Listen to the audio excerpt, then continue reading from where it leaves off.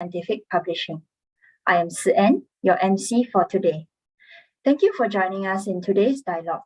This forum is organized by World Scientific's journal, China and the World, Ancient and Modern Silk Road, to promote communication and exchange on China and BRI-related themes. The China and the World journal is pleased to announce that its latest issue can be freely accessed by creating an account with World Scientific. Please visit the journal's website in the chat box for more information. Just a few housekeeping notes before we start. You are most welcome to leave your cameras on, but please keep your mics muted while the forum is ongoing. There will be a Q&A session after the talk, so please feel free to post your questions in the chat at any time. After posting your question in the chat, you may be invited to unmute yourself and read it out during the Q&A session if you are comfortable doing so. Also, this webinar will be recorded and posted online. Today, we are very pleased to have with us our special guest, founder and president of the Center for China and Globalization, Dr. Huiyao Henry Wang. Not only is he a counselor to the State Council of China, but also vice chairman of the China Association for International Economic Cooperation under the Ministry of Commerce. He also serves as professor and dean of the Institute of Development at Southwestern University of Finance and Economics in China, to name only a few of his appointments. Our first co-moderator for this event will be Professor Da-Xuan Feng, Honorary Dean of Hainan University Belt and Road Research Institute and Chief Advisor of the China Silk Road I-Valley Research Institute. Our second co-moderator is Professor Ziqun Zhu, Professor and Chair of the International Relations Department at Bucknell University, USA. He is also a member of the National Committee on United States-China Relations. Professor Wang, Professor Feng, and Professor Zhu are executive editors for the China and the World journal. I will now hand over the time to Professor Feng to say a few words of introduction for the journal. Good morning or good evening, ladies and gentlemen from all corners of the world. Welcome to this webinar on a subject that I think that we have to agree is almost changing daily as the relationship between the United States and China continues to evolve, as some would say, deteriorate. The journal it started about 5 years ago, or 4 years ago, and this particular journal came out of Asia, especially at the time where we wanted to have an opportunity, a platform for people to voice their opinions, concerns, and ideas about China in the 21st century. And we wanted to do it especially in English language so that it's communicable to nearly everyone on earth. I'm very excited that my two colleagues today, Henry Wang and Professor Zhu, are also co-editors of this journal. We welcome people to send in your articles for consideration. This is a fast-growing journal. At this point, let me hand over the screen to Henry, who will begin the discussion of today's topic. Henry, the screen is yours. Okay, thank you. Thank you, Professor Feng, and also Professor Zhu, and also Sitoyani, and also all the distinguished guests and audience. Good evening or good morning, depending where you are. So this is really fascinating. We're talking about China and the world in the 21st century, opportunities and challenges. But I actually like to maybe to start with to share some of the observation I have. You know, I have several points to really kick off this dialogue. The first is China and US is under a period of readjustment. So next month marks the 50 years of an anniversary of Nixon's historic visit to China and signing of Shanghai Communique, which was a significant step towards normalization of Sino-American relations. And that actually paved the way for the diplomatic ties between China and the US since 1979. So since then, arguably since the end of probably Clinton administration, the US-China relation have been actually deteriorating and reached its lowest point during the Trump years. Although many have argued no significant changes in the US-China relation has been seen since the Biden took office, there are clear signs the relationship entered a period of readjustment. I talked to Joseph Nye actually not long ago. He was talking about cooperative rivalry. And actually it's very difficult for Biden to make any drastic moves on China as he locked in this situation with Democrats for any thin majority he has. So I think that US State Secretary of State famously used the 3C to describe US policy on China. The relationship will be competitive and also cooperative and also advisory, so that the three C's that he was talking about. I think that we had recently President Xi and Biden phone call in November, which actually trying to stabilize the relationship, but it hasn't really, to the satisfaction that we have. So President Biden still underscored the U.S. remains committed to China policy, but he's actually, we see that there's a lot of activities going on Taiwan and many, South China Sea. So the phase one deal also we have come to the end, but we still haven't seen the tariff being released. There's a lot of things going on. So this period of adjustment that we're going to see for a long time. I think now we're also getting, the second point is that we're getting the competition, cooperative competition. That's probably something we need to also pay attention to, because we have a lot of things to cooperate.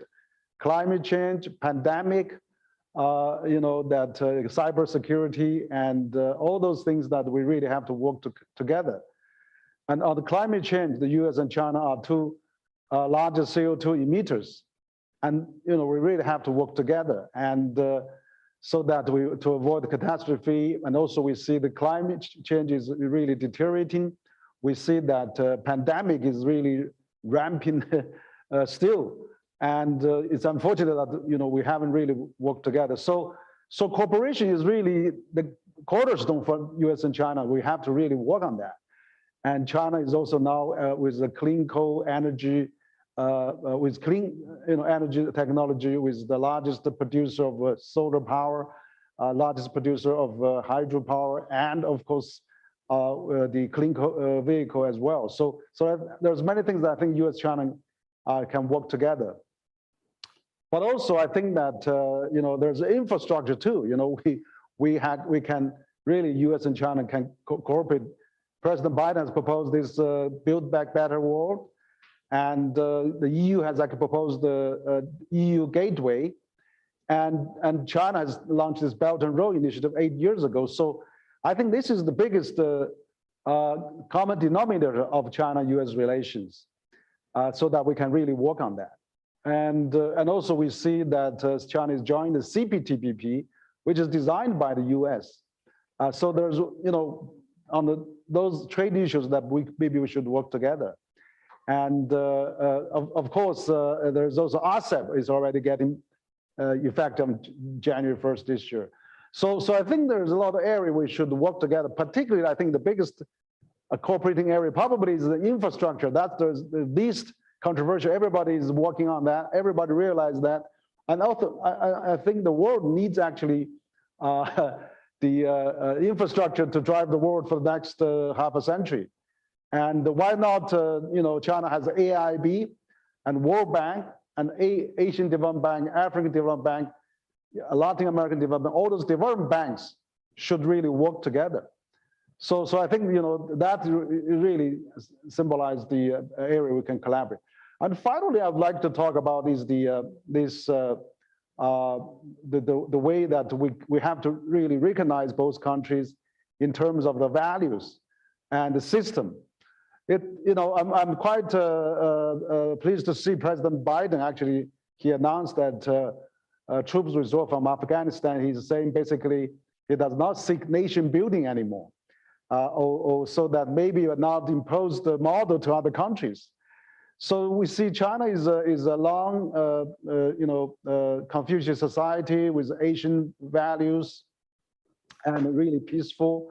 And China has a lot of, its own meritocracy, and now with the modern technology, they have a, technology democracy, and also market democracy, where to go, what to buy are really the choice of the people.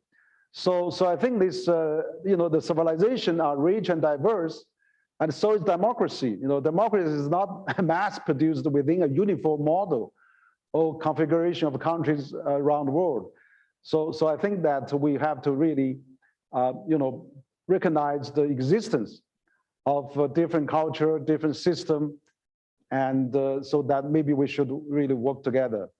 And I think Chinese historical tradition and the status quo has actually paved the way, that democracy and itself that works actually in China in its own system, and then that is really how they can by selecting and by picking the people. So that really how it works. So finally, I'd like to say that U.S. and China are really at the crossroads. I mean, they are big countries. We should avoid the Huiyao trap, but also we should avoid the Kinderberg trap, so that we can't leave the world vacant without any basically a responsible state really to safeguard the multilateralism, the system that we've been get used to for the last seven and a half decades. But I think we need really improve on that. We need to really upgrade on that. We need to work on that.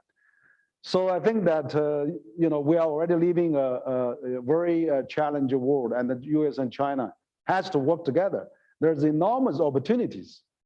Of course, there's a danger, but there's also enormous opportunities for us to really work on. Fighting pandemic, building up the fighting the climate change, building up a better world, through the infrastructure, and also have a safe cyber security, and also ensure there's no couple, there's no Cold War, and there's no tech decoupling, and those are very, very important. So I think that the topic today is really very relevant, and we really have to work together. And I can't imagine the two largest economy, and also with other important countries in the world like EU and many countries in developing world that can afford to see US and China go really, the relations really go to a bipolar world, basically decouple.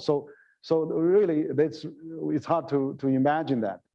So I think that we all have all the experts here tonight, and I just want to open this dialogue, and then we can probably have more discussions to talk more. I just want to leave it there, and let's continue the dialogue. Thank you very much, Henry. It was certainly, you have given us you painted the comprehensive development of US-China for the last, at least for the last 5 or 6 years, most comprehensively. Zuqing, do you want to follow up with questions now?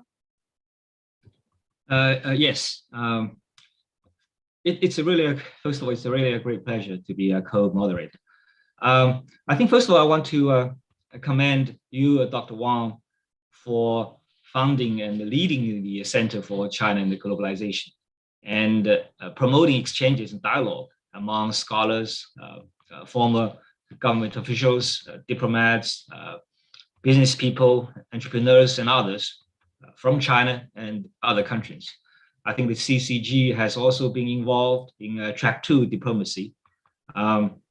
At a time when government-to-government relations are having problems, I think it's extremely important to maintain people-to-people exchanges and keep the communication channels open. So thank you, Dr. Wang, for helping promote mutual understanding between China and the world.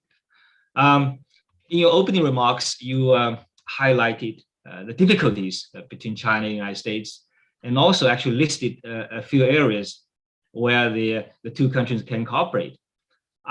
Perhaps I want to if you can, perhaps you can elaborate on the causes that have led to the current situation, the current status of the relationship between China and the United States. What are the main causes? I mean, you highlighted a few, but perhaps you can elaborate a little bit on both sides. But also, as a follow-up, among those areas that you think the two countries can cooperate, what is preventing them from cooperating with each other? Thank you. Okay, great. Yeah, thank you, Professor Zhu, for your great questions.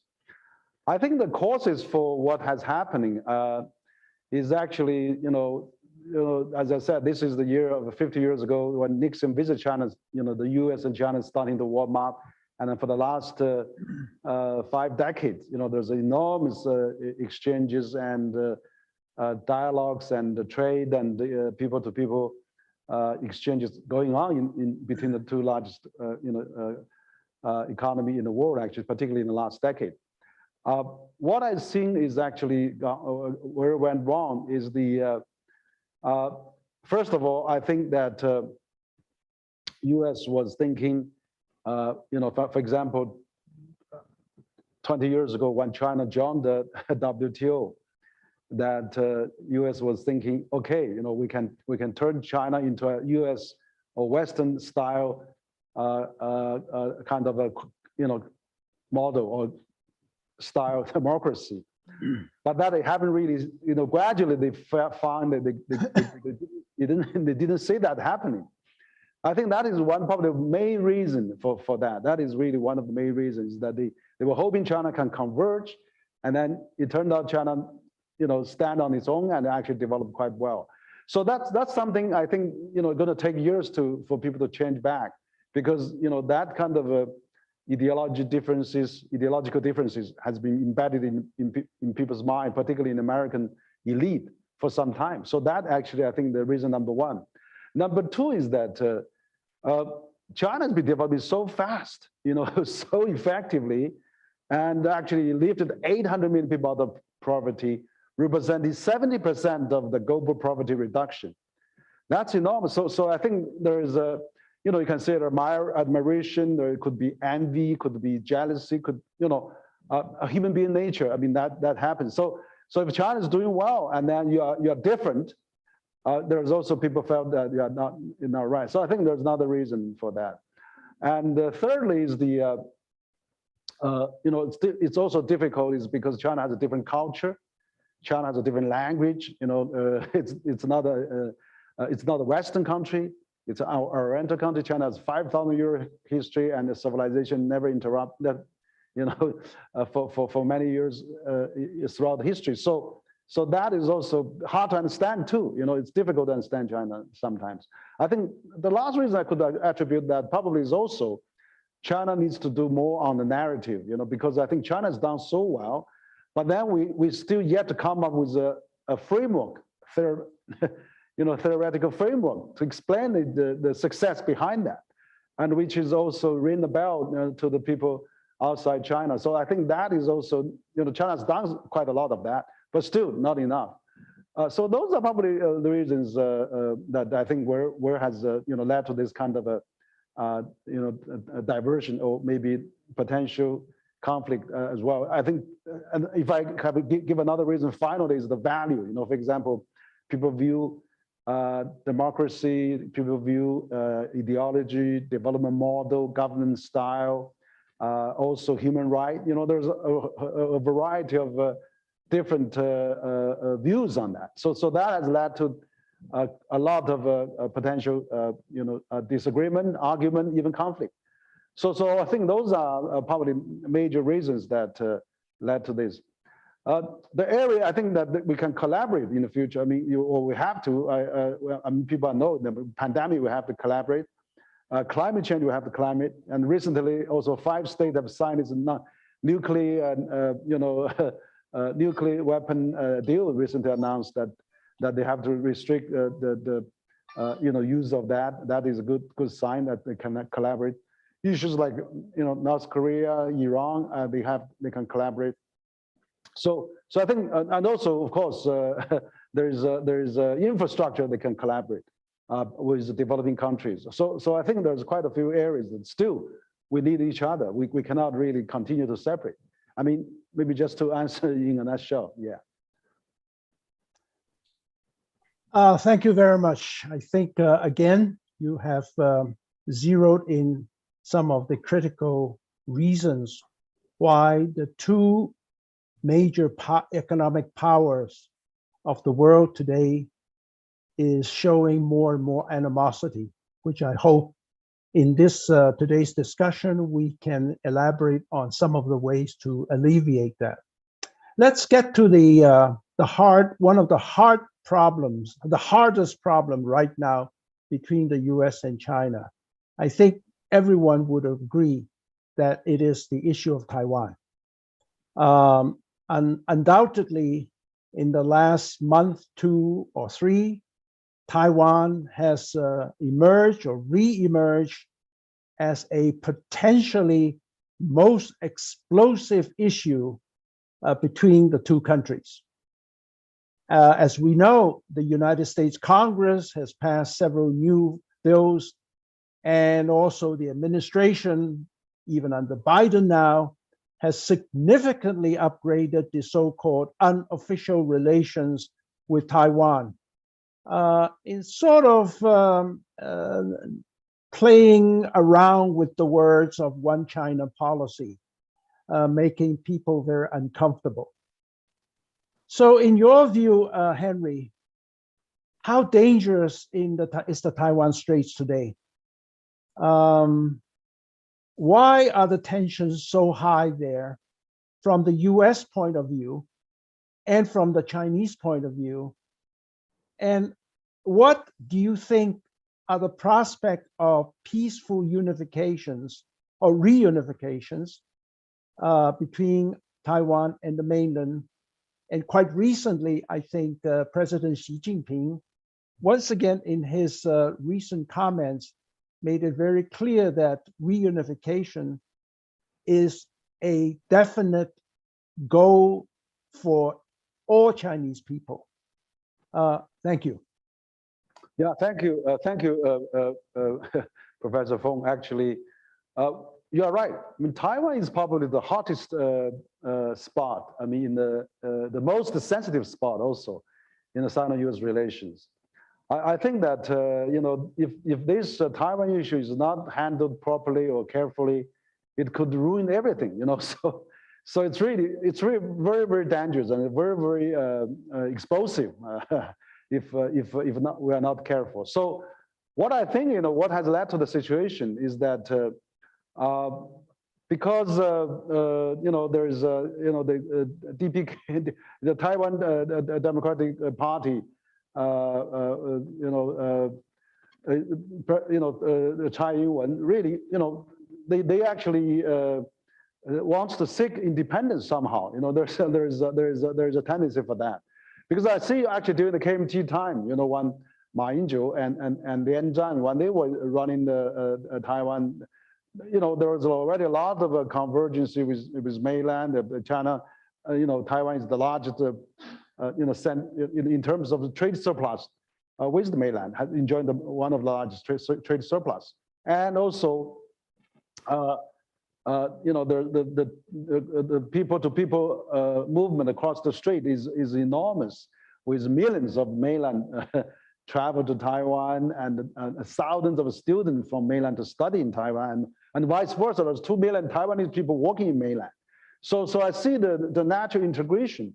But I think the problem is now, when Biden administration come into power, that really things starting to change, and of course. We also have the Hong Kong, unrest. Basically, that also stirred up the situation in Taiwan as well. For example, I mean, during the first term of President Tsai Ing-wen there, the midterm election, the KMT has with many seats, and published Tsai Ing-wen almost lost. Could if it continues to lose the presidential election, if not for the Hong Kong unrest. So I think this Hong Kong situation has something to do with Taiwan as well. But now, actually, Hong Kong is stabilized. Hong Kong is, is back to normal and prosperous. So I think that will help the situation in Taiwan to see, the one country, two system actually works. I mean, with some modifications, actually work, continues to work. So I think that is the reason. But again, the U.S. is sending, surprisingly sending the officials to visit Taiwan during the Trump era. There was officials, and now we have a congressman, several times visiting Taiwan, and we have a military navy, so warships gone through Taiwan, hundreds of times, and so the situation is getting really. Even China said, there's a U.S. military personnel based in Taiwan. That's a strong violation of 3 communique of no official contact and no military based in Taiwan. So China has to react. I mean, to some extent with all those air flights and things like that. So that's, I think the situation basically was largely caused by probably the Taiwanese authorities and also the U.S. intention to keep the situation tense. So I think, this is really dangerous. I think, the issue can really be solved, I think, among the people across the street, and they are from the same culture, same ethnic, same tradition and same language. Why can't they actually solve by themselves? We don't need the foreign interference. I think, that's probably how we should avoid the dangerous spot that in the world probably. Thank you, Henry. Yeah. So I agree with you that the problem between the mainland and Taiwan should be resolved by themselves without the foreign intervention. Let me ask another, perhaps also very sensitive, even controversial issue. That is Xinjiang. We all know that U.S. Congress and the White House are making policies and passing laws regarding Xinjiang based on what they claim to be genocide and crimes against humanity. And of course, Western media also cover the Xinjiang situation as if genocide is the fact on the ground. And of course, the Chinese government, Chinese side, has a totally different version of the story. So what is exactly going on in Xinjiang? What is exactly the situation in Xinjiang? And what can China and Chinese government do to make its voices heard in the West? Yeah, thank you, Professor Zhu. I think that is really also one of the hot issues as well. I'm quite certain the Hong Kong situation will be stabilized. Now they have a new legislature elected, and the chief executive will be elected in the coming March. So Hong Kong will be stabilized. I think now the hottest issue now people are talking probably still is Xinjiang.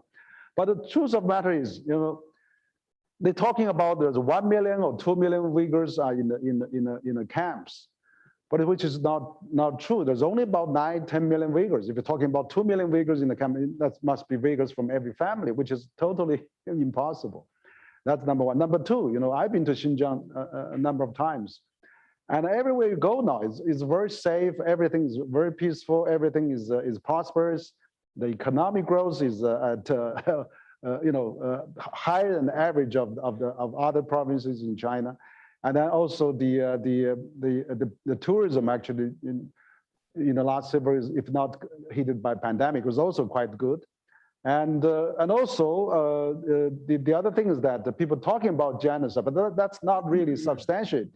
There could be antidotes somewhere, but you don't really see a systematic anything happen in Xinjiang. So I think it was greatly exaggerated, and it's actually not true at all.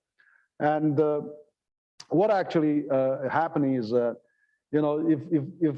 if some people coming out of Xinjiang and then talk about individual situation there could be something happen to that particular individual, but it's not really as said to the massive population. That's never happened. And then people say, oh, we're looking from a satellite. There's a lot of buildings, but buildings are empty buildings. There's nothing there. And so I think, you know, Xinjiang is actually open for anybody going there to see. It's open to foreigners, for foreign journalists too. If you know, I know there are a lot of foreigners actually went there. I know there are a lot of embassy officials went there. You know, I'm sure they're sending the report back as well. You know, they couldn't find anything to substantiate the claims that there's a genocide in Xinjiang. So I think it's not really you know possible to see that. And you can you know grab a flight and go to Xinjiang to see it personally, as a matter of fact. And now we have a new party secretary now for Xinjiang, and he actually seeking the comments on the internet. Say, how do I, you know, what can you make recommendation to build a better Xinjiang, and what are your suggesting recommendations sent to me? So there was calling for proposals, for the recommendations to how to do better. So I think, you know, they are very open. They, you know, people are safe. You know, anywhere you go in Xinjiang, you don't worry. It's a really a great situation. So I think this pandemic is really bad, preventing many more people to come to see it. I really hope there'll be more foreign visitors to come to Xinjiang and see it, so that we can get this kind of you know, unsubstantiated claims you know, out of the you know, actually the hot attention of the media.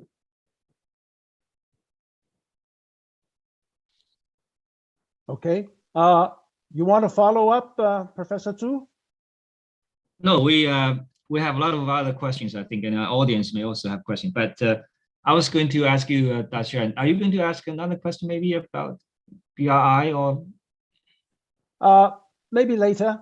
Maybe we can ask, well, I'd like to invite a very distinguished participant today. His name is Norman Pearlstein. Norm was the former editor-in-chief of Wall Street Journal as well as Los Angeles Times. He has taken the time to actually join into the discussion. Norm, are you still there? Oh, yes, you are.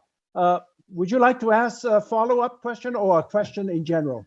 Yes. Well, thank you very much for the opportunity to join the conversation and to learn from you and your colleagues on the panel, whose perspectives are not often well publicized or understood within the U.S., certainly in recent years. I think that there are a number of questions that come to mind, but for many Americans, I think it is difficult to fully appreciate the role of Xi Jinping in China and what we've observed over the last years since his coming to power toward the end of 2013, beginning of 2014. And I would be curious as to whether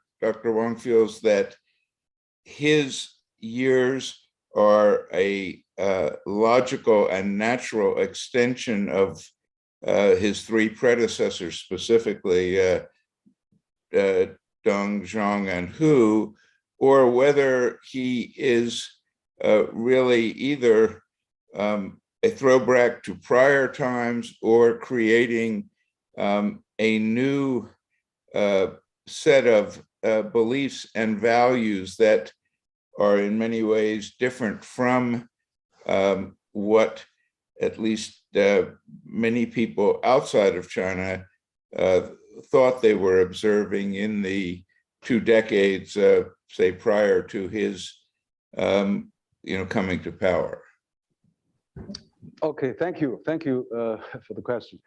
I think actually China, just celebrated the centennial, last year, and the 100 years anniversary of the founding of the Communist Party of China. So I think there is a logic, there is a tradition, there is a continuity of that CPC movement. Actually, they have founded the People's Republic. They have actually built up the infrastructure, built up the industrial system, built up the social system. So I think overall, you have to say it's quite successful, particularly in the last 4 decades, since China opened up. So I think, President Xi actually, carried the tradition of the CPC, since Mao, to continuously to Deng and to Jiang, to Hu, and until him now. And I think he's carried that tradition very well. And of course, with upgrade, with a lot of improvement, with a lot of creation and innovation. So I think basically for the last 10 years, for example, since President Xi is taking over, you see China now, there's the tremendous changes, transformations going on there. For example, the infrastructure, we're now in a much better infrastructure. China has become more active. China proposed this Belt and Road Initiative, which is a new master plan for the developing countries to really undertaking the development. China has launched this. Also, China is forming some new concept, for example, building a community with shared future. China is more supportive. China becomes second largest donor to the United Nations. China provides 10% of the budget for WTO. China is, for example, during the current pandemic fighting, China already donated 2 billion doses of vaccine to over 120 countries.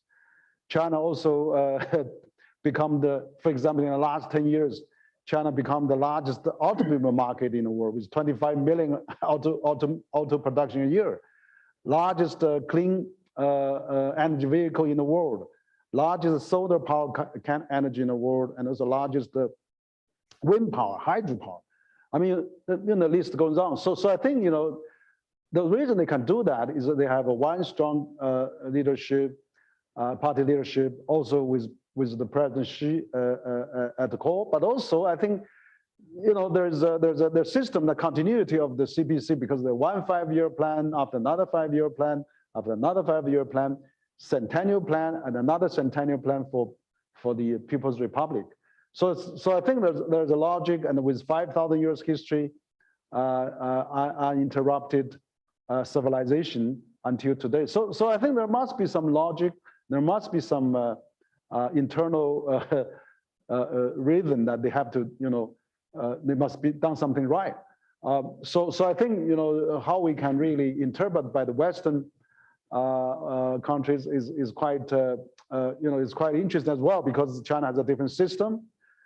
So I think now, we're kind of, for example, the whole world now is paying attention to the infrastructure. President Biden announced 1.2 trillion infrastructure plan. European, chairman announced this 300 billion euro, Europe gateway. So now, because China already working on that 8 years ago on Belt and Road. So I think, we can have a different system, but we should work together. So I think the Chinese, China has always have a very strong central government, have a very strong leadership. And also the continuity is there. There's no lame duck. There's no changing of the guards every 3-4 years. And opposition for the opposition's sake, veto for the veto's sake. We see some problem with the Western system too. So China, of course, is not perfect. China is still improving, but still China has gradually finding its own way. For example, China already become providing 1 billion social security beneficiary. 1.3 billion people under some kind of Medicare. It's the largest Medicare system in the world now. And also with every year with 10 million people graduate from college, the largest college producers in the world. And also, lifted 800 million people out of poverty. So I think, there must be something done right for China. Otherwise, if you compare the KPI, everything is China is probably doing okay.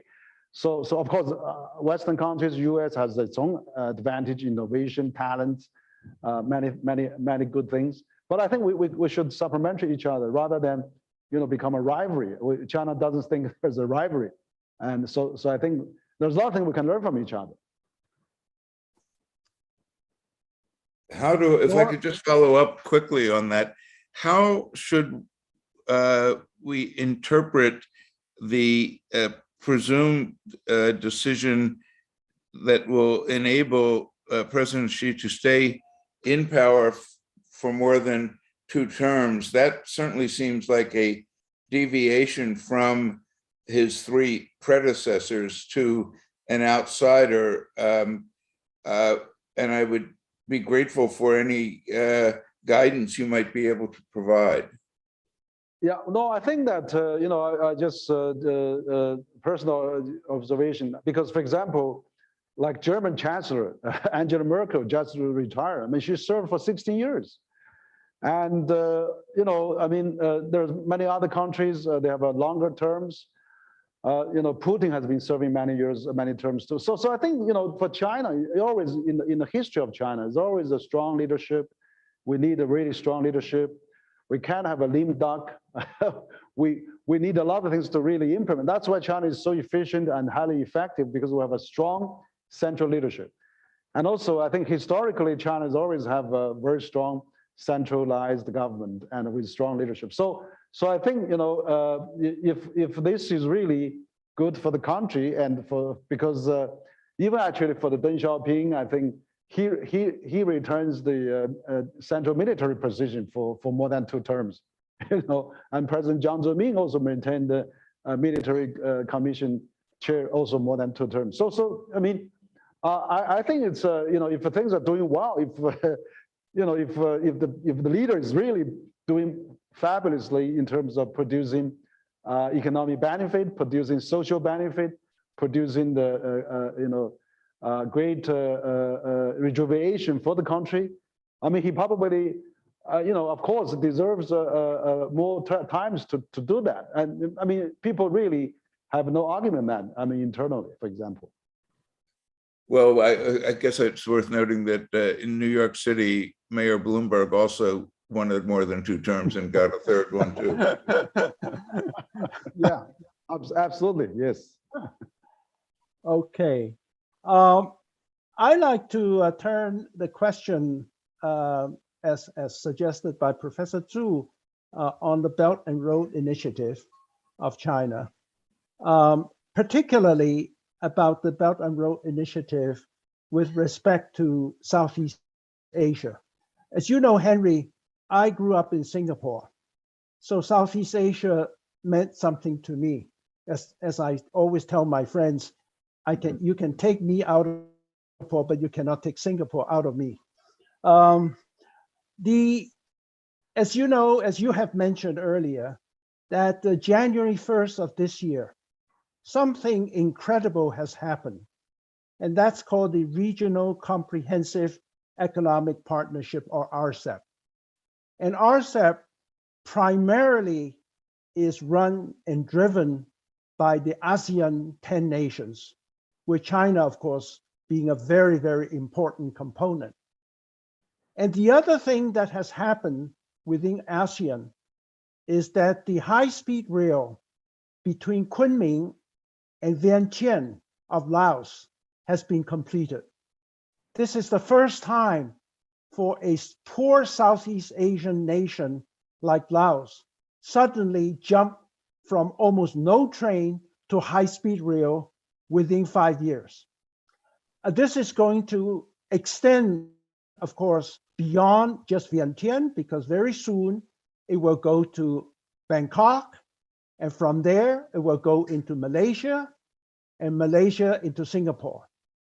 And so the relationship between ASEAN and China is going to transform rather significantly, if not spectacularly, in the coming 5 to 10 years. How do you see this has an impact on the Belt and Road Initiative vis-a-vis Southeast Asia's playing this important role?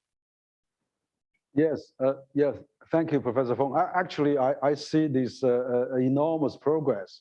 As you rightly said, January 1st, we have this RCEP is actually becoming effective. The largest free trade agreement in the world, and Asia is really taking a new shape and a new direction, because that really symbolized the rise of the Asian as one of the, probably the future of the 21st century of the world center, because that's where all the gravity will come.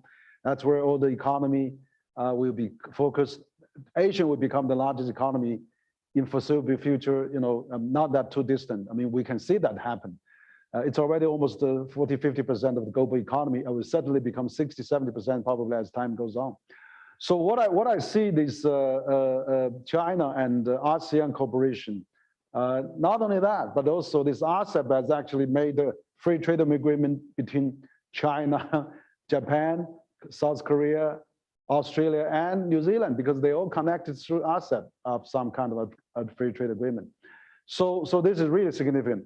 But also more than that, China is really leading country now in terms of the infrastructure. For example, China has 2/3 of global speed railway. I mean, the total length of that is equal to the next 10 countries combined, whereas U.S. military budget is equal to the next 10 countries combined. You see, China is busy building economic alliance, RCEP, applying joint CPTPP, also applying for DPA, a digital agreement of some kind, and also, Belt and Road. Why I see maybe, like U.S. is building up AUKUS, and then, Quad or Indo-Pacific Security Alliance. So you see, actually, there's a lot of difference there. But what I see is very significant of this China building first the railway between Kunming and Laos, because that is really, it's the first time China has the railway connecting with ASEAN countries. That can connect to Thailand, to Burma, and then to Myanmar, many other ASEAN countries, even to Singapore, Malaysia. So that really a huge symbol start. I have a talk with David Lambton just not too long ago. He wrote a book, Iron River. He described that as a railway, as an Iron River. So I think that is going to become a supply lines, a pipeline for China and ASEAN connecting each other. So I think it's very significant, and I think that also shows how the future that whether U.S. or EU and China, the developing countries, they really need infrastructure, and that's where the boom and prosperity comes from for the next half a century if we really work towards that. So I think Belt and Road is really needs to be further enhanced. We probably could multi-license Belt and Road. AIIB could become a part of that. World Bank could be part of that. Asian Development Bank could be part of that. And let's really work together. I mean, BI, B3W, EU Gateway, we should combine. So for the benefit of developing countries. And I think this China Laos Railway Service is a good example. Very good. Professor Zhu? Yes, okay. So I have a question about Russia. As U.S. relations with both China and Russia continue to deteriorate, China-Russia relations have significantly deepened recently. In particular, President Xi Jinping and President Vladimir Putin have established sort of close personal bond. Now, how do you view Russia's role in great power politics today? And what does the future hold for China, Russia, and U.S. trilateral relationship?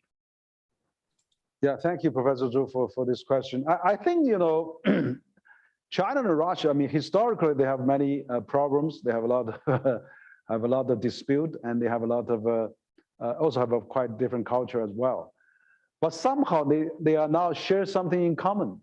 They are all actually pressed or squeezed or opposed by Western countries, or forced, by for example, the Russia has an issue of this Ukraine and this NATO expansion to the Russian neighboring countries, and China has this problem of the U.S. have a security pact with Taiwan, and then actually getting closer to the Chinese mainland on those all those geopolitical hot spot. So I think they share that. Actually, they share the same concerns, China and Russia, of this U.S. or Western countries expansion into their own territory or their own neighborhood. So I think that's something that really made them together too, because they felt, for example, what has happened, Kazakhstan just recently shows another again. There's always some foreign interference somehow. So I think for that reason, of course, they probably has to unite to really counter off this common threat from both ends, right? But on the other hand, I think also China and Russia are getting better is because China has also economically, Russia has this year has done so well in terms of trade with China, vice versa. There's a trade increase, there's an energy increase, there's a natural gas supply, there's many economic benefit also. And also, I think now China, after just celebrate centennial and all those years.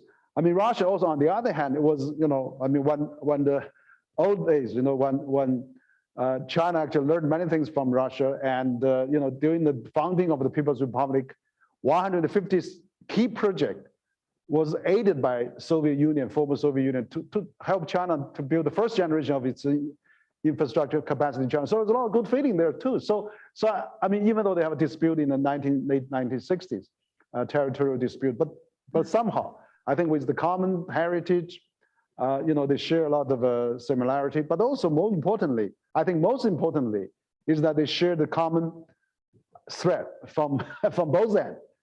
Similar situation, their neighborhood has been entreated by other countries. So that's really the thing. So they forced to work together, and also Russia and China, if they really work together, they can be also quite significant.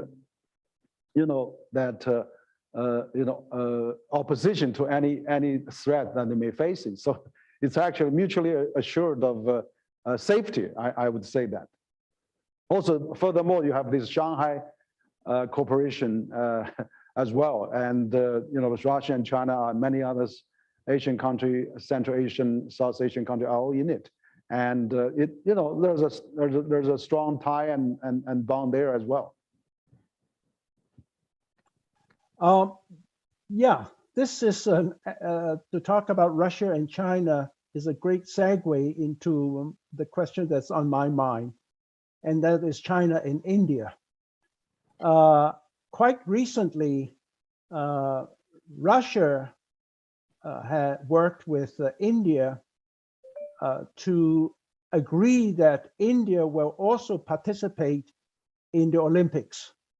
Although I don't know how many people that actually will come from India as a sportsman, but India has said that we are coming to the Olympics.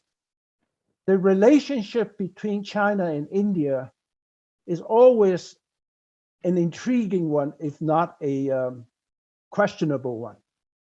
India is the second largest in population in the world. If you add China and India together, they're almost 40% of humanity. And throughout history, China and India never had any conflict until 1962.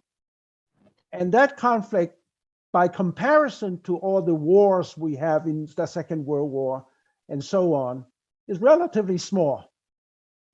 Some people might even call it a skirmish. But somehow, from 1962 onwards until today, India and China somehow have difficulty coming together to work for humanity's sake. After all, they are 40% of humans' population. One of the things that always surprises me is that even though India is just next to China with 1.3 billion people, the number of Chinese universities that actually spend having real interest in studying India's ways and means and histories and so on is very few. And I also know that among India, with 1.3 billion people, the number of people that actually speak Chinese is measured in the thousands. So essentially that's zero. How do you see India and China progress onwards? I think this is quite important, no? Yeah, no, absolutely. I agree with you, Professor, on that point. So Professor Feng, actually, you raised a very good question. What I think actually, both India and China are great civilizations. They're really great countries. They're the two largest, most populous countries in the world. And as you said, the two countries combined account 40%, even more than 40% of the global population.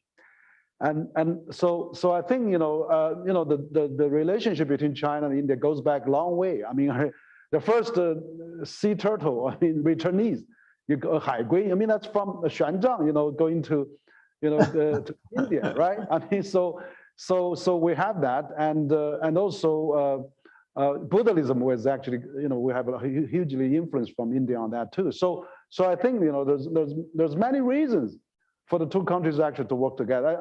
I've been, before the pandemic, I've been to India almost every year, and I saw the transformation going on in India, and how China and India can work together. Because, for example, you talk about urbanization, environment, elevation of poverty, and all those infrastructure, transportation. All things that China has gone through can be really beautifully reproduced in India. It's a huge opportunity in the market for 1.3 or even 1.4 billion people there. And I saw Chinese company like Xiaomi, went there for 3 years, become the largest mobile phone seller, accounts about 50% of the market. Enormous opportunity. There's hundreds of apps of internet company working in India. And so it's really unfortunate to see the situation deteriorate and gone sour in the last few years. We from time to time, we see the border disputes and things like that. But I'm glad to see President Modi announce that India is going to join the Olympic and not going to boycott Olympic. I hope that we can go back to the days when Modi visited Wuhan, in China. They had a really great visit, and President Xi visited India. So really, I hope these two big countries that can really work together. I think India always traditionally they pursue a non-alliance movement. They are the leaders for that, and they actually not joining any big camps. So I hope that even though for the Quad, I mean, Indian ambassador told me that is more economic, purpose rather than military purpose. So I hope that is true, and I mean, China and India can really work together, and let's not really, occupied by those border disputes. Let's be all cool down. Let's all separate from that area. Let's concentrate on the peaceful cooperation. Maybe that's the way to go. I really see there's enormous opportunity for both China and India. Great. Great. So you mentioned India as a leader in the non-alignment movement, and I wonder, because so many countries are stuck, in the competition between China and the United States, they found themselves between a rock and a hard place. And some countries apparently have decided to, follow the U.S. leadership in taking a more confrontation approach towards China. Let's say Australia, perhaps, in Canada, and others such as Singapore, Israel, South Korea, seem to be trying to maintain good relations with both powers. So I just wonder, because many more other countries are facing this same dilemma, So what should they do? What are in their best interests, as the U.S.-China competition continues to intensify, and perhaps do you think they can perhaps do some mediation between China and the United States? What can these other countries do, basically? Thank you. Yeah, great question, Professor Drew. Thank you. And what I think actually we're living a really completed era, quite different era now than last century when Cold War was happening. There's the Soviet Union camps, East Bloc countries, and then there's Warsaw Pact, and there's NATO Pact, and then the economy is not that intertwined, and we don't really need each other. We only need the gunpowder probably at that time. So nowadays it's totally different. China is the largest nation, a trading nation with 130 countries. And China has signed a Belt and Road Agreement with almost 100 countries and another 50 international organizations. So China has been, for example, just had this forecast with African, more than 50 states heads of African, that China is pledging another billion vaccine, including 400 million produced locally for African countries. China is, committed to many developing projects there.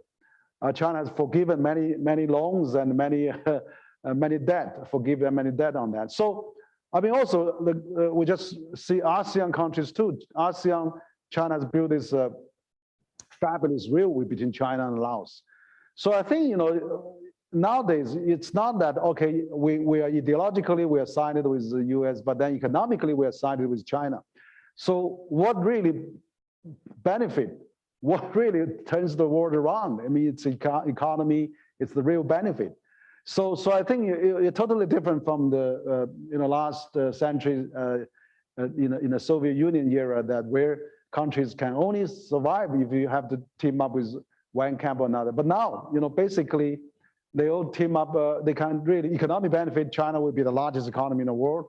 The attraction from China will only goes up as days go by. So I don't really worry about that, because in the end, when so many developing countries, ASEAN countries or neighboring countries see the benefit of working with China, they'll stay with China.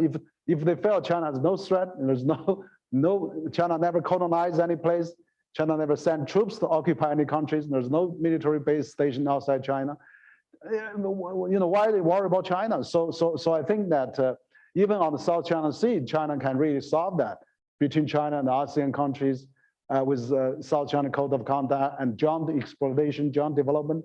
So I think if there's no foreign interference, US used to say we don't take sides on the South China Sea. Now they are not only taking sides, they are actually the main confronter now in South China Sea. It's totally different now. So I think if countries all see the benefit of working with China, I don't think they'll really pick a side or try to side with US or whatever. I think they will probably. I think the economic common sense will prevail.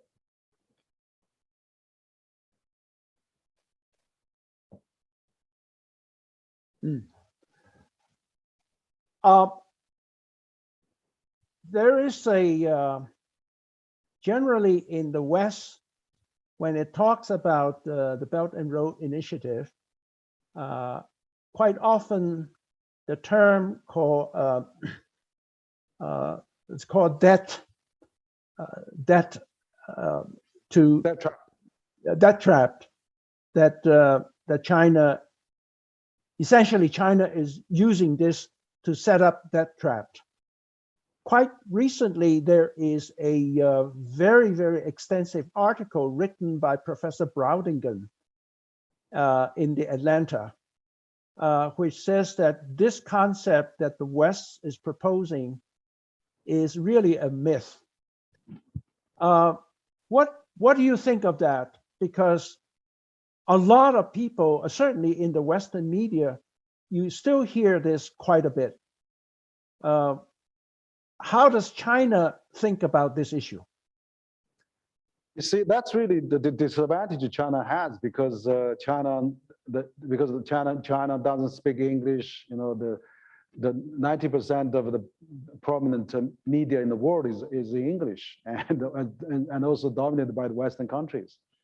And so talk about the debt trap. I mean, I don't know how many reporters has really gone up to see that the different countries.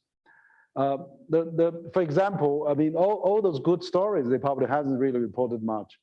I think there used to be a Rodian group, in the U.S., Rodian Consulting. They published their investment in the U.S. and China. They actually done a study on the so-called debt trap, and I kind of remember, they actually come up. They studied 40% of the project of China in the Belt and Road countries.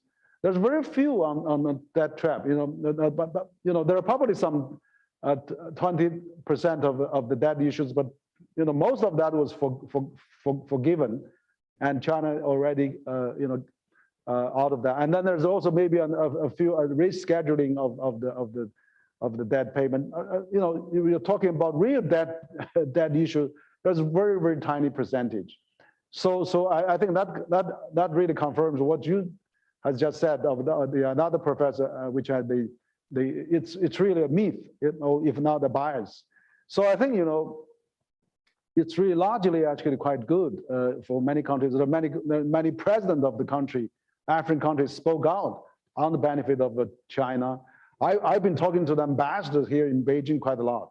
For example, last year we held a big roundtable CCG with 64 African Union ambassadors. I mean, they are talking about the African Union Free Trade Agreement, how they can work with China. And not I haven't heard any African ambassador complain to me about the so-called debt trap. So this is really a myth that we really need to you know, find out, actually. Try to get that myth out of the scene. I mean, that's not really true. There could, of course, I'm not saying Belt and Road is perfect. I'm sure there could be problem. There could be here and there some, but it was not intended. It was not deliberate. That was really, you know, largely, you know, beneficial to all those countries that are having this kind of a project. Yes. I think okay. Sorry. Go ahead.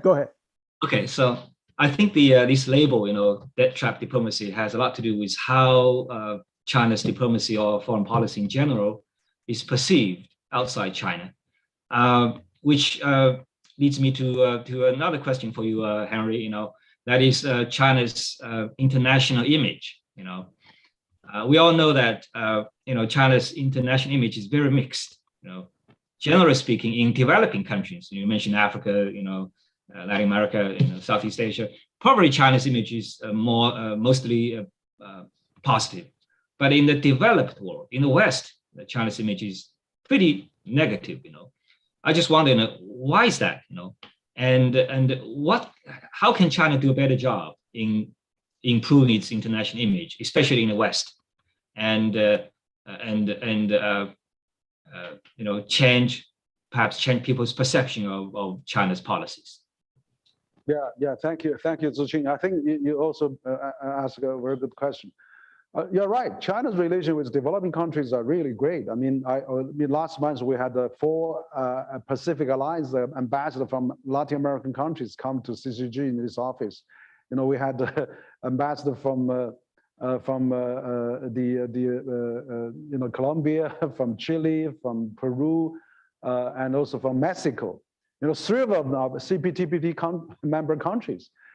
They all felt now their larger trading partner is China, except Mexico. But all those are really getting Brazil as larger trading partner with China too.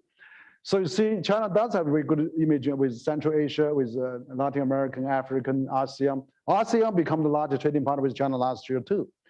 I think the problem with even with Western countries, you know, China is the largest trading partner of EU as well. I think fundamentally there is an issue of value. Actually, I think that probably, you know, if it really boils down, it's the value issue, because you know, that's why we have this President Biden called for this democracy summit, but basically he's picking all the countries that he determines whether it's democratic or not. But you see, the democracy concept is, even though it's coming out of Athens, you know, of Greece over 2,000 years ago, that is really a concept has been gradually evolving. And now we are with modern technology, with all the contemporary changing of the time. So I think democracy has to be upgraded as well. For example, in the old days, when the mountain is high, the king or emperor is far away, very autocratic, you know, you need the people to vote to throw him out. But now, you know, with the modern technology, with the media watching, social media, everybody, you know, so, and also all the feasibility study, think tanks, and I mean, leaders in a contemporary world is really knows what's going on, and also with a system that they're not very few times they make bad decisions. They make all the good decisions because of the supporting system, decision-making system supporting them. So I think democracy concept has to change somewhat. Does this one vote really solve all the problem? For example, in the US, when you have a vote, I mean, everybody come out to vote, but after you got voted, then all the promises are broken, and all the bipartisan fight comes again. So, I mean, that's not really what we had to see the January 6th of last year. It's really a good example of that. So it's really divided, and also every several years, whenever there's a government elected, is always voted down the previous government policies. But I think in China, for example, they have come out with the experiment of this system with thousands of years of history, that this meritocracy. For example, there's 10 million people goes to exams every year for applying to university, 50 million people, and quite a few million people apply for public servant. It's kind of a selection and election too. So I mean, if you don't have that talent, you won't be able to serve as a public servant. And also all the officials in China, you have to serve from, county level, from city level, provincial to the top. You have to really work your way through with your performance. I mean, so they have its own logic and system. I think that's the problem, is because the Western countries have its own system, China and has its own system. So they felt, this system probably is no good. Like Fukuyama-san just said almost 30 years ago, when the Cold War finished, it's the end of the history, but it's not. So I think that's where Western suspicious, dissatisfaction, even probably dislike and even some resentment comes from, because you have a different system, and yet this system has done so well. I mean, whatever measurement you can measure on the social benefit of the people, on the infrastructure building, on the fast growth economy that the world haven't seen in any other countries, on such a magnitude of such 1.4 billion people. And yet China is thriving so fast, and now Beijing is the only city to host 2 Olympics. So I think also, of course, China doesn't, it's not an English-speaking country, can't explain too well in the international scene. There's a lot of suspicion, there's a lot of jealousy, maybe there's some misunderstanding going on. So I think this is going to take a long time for countries to really understand each other. Of course, Western countries, US has many advantages. For example, US is a talent tracking country. Most talents goes to the United States. Even during the pandemic, there's 200,000 Chinese students went to the United States. I just read something of the Science Council of the US. 80% of a PhD student from China wants to stay in the US. It's really, China become a talent supply country to the US because of its innovation and attractiveness. So I think there's many things that we can work together. I mean, rather than we really view each other down as a totally different system, because after all, I think we should probably learn from each other. And then also we can have a multipolar world. We should let different systems try. We should really measure by KPI. China has China style of democracy. We have a whole process of democracy, consultative democracy, meritocracy, market democracy, and also, of course, technology democracy. I mean, it's all combined. I mean, whereas US has its own system too. So we all need to improve. We all need to work together. Thank you, Harry. I totally agree. I think, there's no one size that fits all solution to our problems in the world today. And I think the key here is to continue our dialogue and communication to better understand each other.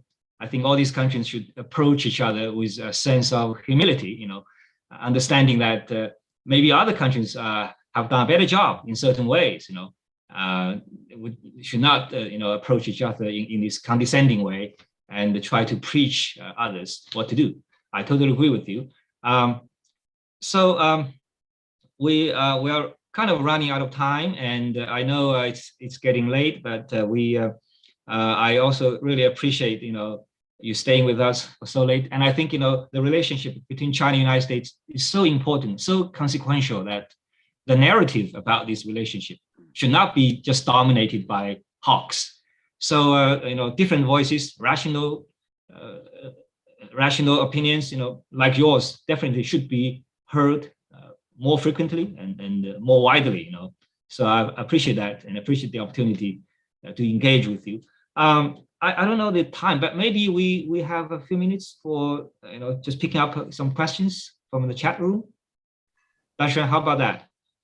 Yes, I think we have a person who wants to ask a question. His name is Max Liu.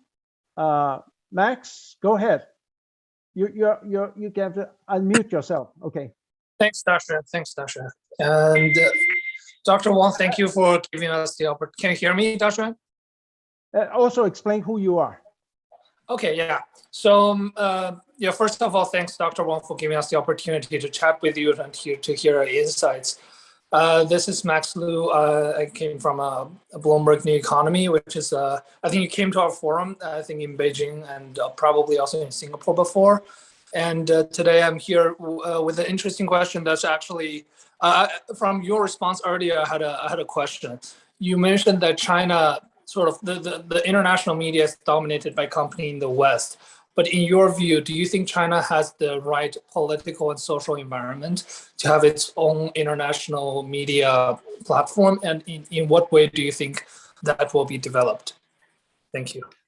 Yeah, thank you. That's also a good question. I think that it's really important for China to have international news and reporters and the media as well. I mean, China is trying to develop itself. For example, China also has English media like China Daily and CGTN and things like that. But I think, what's more important, I'm very glad to see actually, after President Xi and President Biden summit, virtual summit, both countries agreed that we're going to invite more journalists coming to each other. I think that's really important. We need to welcome more international journalists come to China, to Beijing.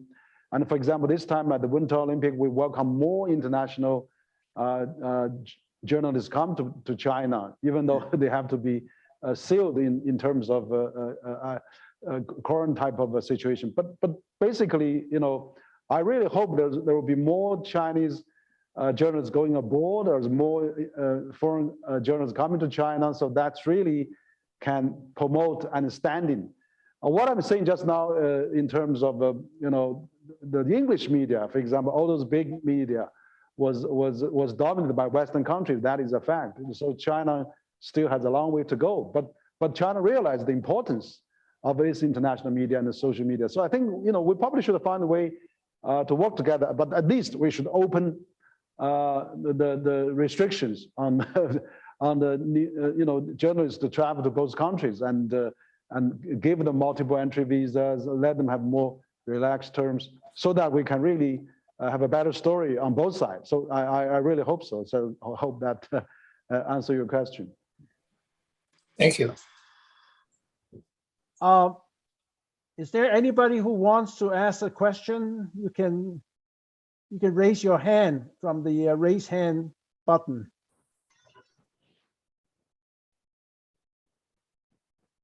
Well, if not, I think I may have enough time to ask one more question. There's no doubt that what was discussed in the last couple of years between US and China is the concept of decoupling. Decoupling, I think, either is not possible or, if possible, very, very dangerous for the world. What is China's view about decoupling between East and the West? We hear often the views from the West, but I would like to hear how the Chinese feel about the possibility of decoupling. Yeah, thank you, Dashan, for your question. First of all, I think the decoupling really is an old concept. Probably during the Soviet Union era, the Cold War really that made the U.S. and the Soviet Union decouple each other, at least economically, and so that's why the Soviet Union was so backward in economy and eventually collapsed out of that. But now, with the globalization, we are really intertwined so much. For example, for the last 4 decades, all the U.S. companies come to China. We have 70,000 U.S. companies set up in China. and then they generate about $700 billion US dollar revenues in China. And now you see all the Fortune 500 of the US company are operating in China. And during the national holiday last year, I just went to the Universal Studio that just newly opened in Beijing, was flooded and packed with the tourists in China. So you see, that's the largest Universal Studio out of the 5 Universal Studios in the world. And but furthermore, I think that it's impossible to decouple. For example, this US now is keep sanction China. You know, the sanction Huawei, and then there's ZTE and many other companies. Now the total number of companies they put on the entity list of their sanctions is over 600 now in China, from China. And yet China hasn't actually sanctioned any countries from any companies from US. You know, as far as I can remember, I haven't seen anyone yet. China, even though published this new regulation on foreign entity list sanction, but they haven't really practiced that yet. So you see, you know, how the US is doing a lot of damage to its not only to the Chinese economy, but also to the US economy. For example, the sanction on the computer chips, on the semiconductor sector, you know, created a crisis for the chips. There's a shortage of chips, and there's a several million cars less produced in the world because of this shortage of the computer chips that can be used for the automobiles, and also even telephones too, mobile as well. So what I think is now, how can you do that? For example, I just had 2 nights ago, I had a conversation, dialogue with Ed Fuller, the founder of Heritage Foundation, and also Terry Bernstein, the former US ambassador to China. I mean, Terry Bernstein told me, you know, the land, actually they had a record number of agricultural sales to China last year. And so the agricultural land becomes more expensive now actually to acquire in the middle, in Iowa, in those places. So I think that, you know, agriculturally, China has many deserts, mountain areas. US has a lot of fertile land. They can supply a lot of agricultural food products to China. Technology company, Apple makes 90 to 95% of its Apple computers and phone calls, everything in China. Right.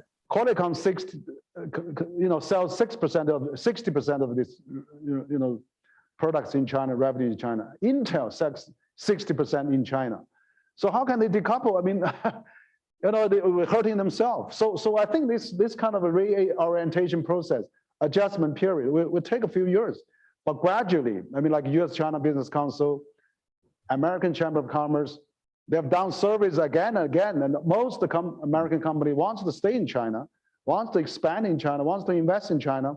Nobody wants to return back. So how can you decouple on that? So it's impossible. And also there's a people-to-people exchanges.